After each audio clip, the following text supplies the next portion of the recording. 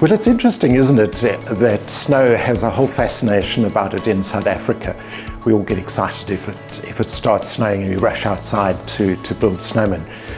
But snow has a different side to it. It can become instantly life-threatening if one is caught unprepared in a snow situation.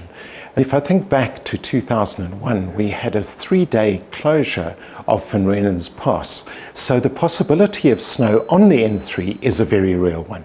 First word of advice then is, before you travel during the winter months, make sure that you consult the weather forecast and know exactly what to expect.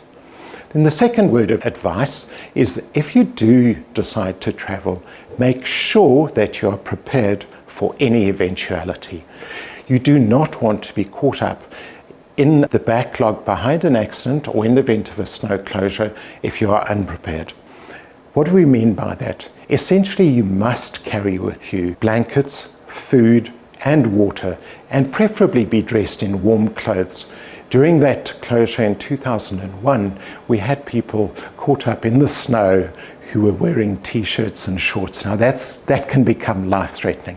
Another very important thing is, if you are on medication, for instance, you are diabetic, or if you are oxygen dependent, is to make sure that you have sufficient resources to see you through any closure.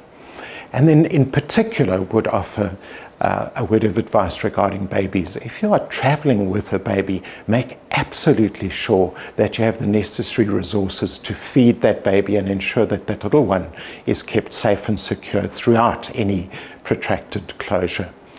The next thing is, if you are traveling and it begins to snow, the best thing you can possibly do is immediately to turn around and head back to where you have come from.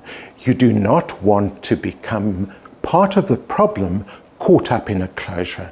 And what that means is that if you're caught up in that backlog, very rapidly you're surrounded on all sides by trucks and there is no escape route. So please do not venture out onto the N3 to go and observe the snow or go and play in the snow until the cold front has moved through completely and until the road has been declared safe by the authorities.